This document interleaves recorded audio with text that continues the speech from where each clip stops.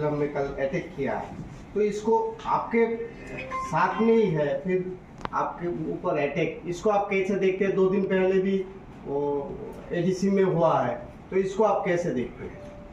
देखिए, हम मोथा किसान अलायंस में है, राज्य में अलायंस में है।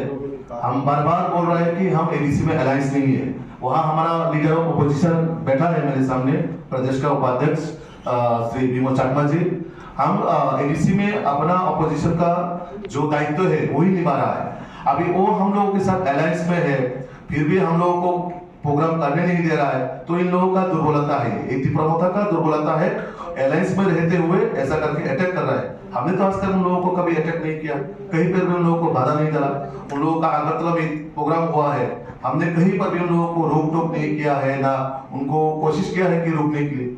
आराम से, ये डेमोक्रेसी कंट्री है, हर कोई भी यहाँ पार्टी कर सकते हैं, विजिट कर सकते हैं, मीटिंग कर सकते हैं। ये उन लोगों का दुर्बलता है। उन लोगों को मालूम है ये 2026 में ये मोथा और सरकार में नहीं रह रहा है।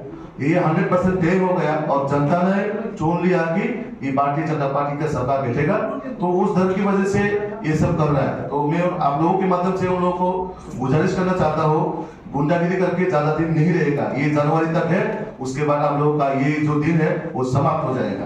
ये बीजेपी का शासन चलने वाला है एडीसी। मोथा हर जगह पे बोल रहे हो, সব জায়গায় বলছে যে মুখ্যমন্ত্রী যে জায়গায় এডিসি এলাকা যে জায়গায় সভা করছে ওই জায়গায় সব ফোকসি, কোনো লোক আসে না, ওইটাকে লোক ছাড়াই মুখ্যমন্ত্রী ভাষণ দিচ্ছে একটা। দ্বিতীয়ত বলছে এডিসিতে কোনো টাকা দেওয়া হয়নি বলে ওরা দাবি করছে। মথার বিধায়ক থেকে শুরু করে এমডিসি যারা সবাই একই বক্তব্য বলছে। এই বিষয়টা নিয়ে কি বলবেন?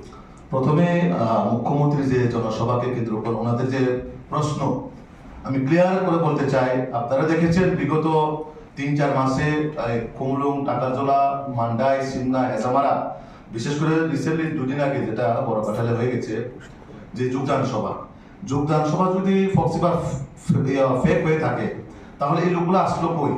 পুলিশ আছেন, প্রশাসন আছেন, গাড়িগুলো থেকে আসছে, কোথায় থেকে আসছে একবার খবর নেবেন। তো আমি ওনাদের কাছে বলবো, আমরাও বরাবর দেখি মাননীয় মুখ্যমন্ত্রী এবং মাননীয় প্রদেশ সভাপতি যেখানেই প্রোগ্রাম করবেন বা জয়নিং সভা করবেন, তারা ওইখানে বরাবর গিয়ে পরের দিন এক বাজার সভা করবো বা একটা প্রেস মিট করবো যে ফেক জয়নিং। যদি বিজেপির ফেক জয়নিং হয়ে থাকে তো তাদের এত মাথা ব্যথা কেন? কিসের বই এত? তাদের যদি একটু শক্তই থাকে তাহলে তো এটা কাউন্টার প্রেস মিট কোনো বিষয় নেই এখানে। তো মানুষ জানে, সাধারণ মানুষ, আপামন বিশেষ করে আমাদের জনজাতি যারা আছেন তারা সবাই জানে যে মানুষকে বিভ্রান্ত করে আর আটকানো যাবে না।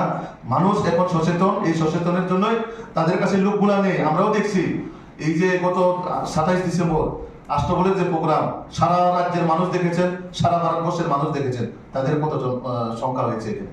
আর একটা প্রশ্ন যে এডিসি কে টাকা দেওয়া হয় না, রাজ্য সরকার এখনো দম আছে, এখনো আছে আমাদের যে তাদের কাছে কতটুকু টাকা দেওয়া হয়েছে, বাজেটের মধ্যে থেকেও কত টাকা দেওয়া হয়েছে এবং বাজেটের বাইরে স্পেশাল প্যাকেজ হিসেবে তাদেরকে কত টাকা দেওয়া হয়েছে আমাদের কাছে পুরো নথি আছে। যদি ওনাদের জনপ্রতিনিধি যেই কেউ কমপ্লেন করে থাকে বা এরকম বিষয় বলে থাকে তাহলে আমি তাদেরকে সাজেস্ট করব একবার ভালোভাবে পড়াশোনা করে জনপ্রতিনিধি হওয়ার জন্য আমি অনুরোধ করব।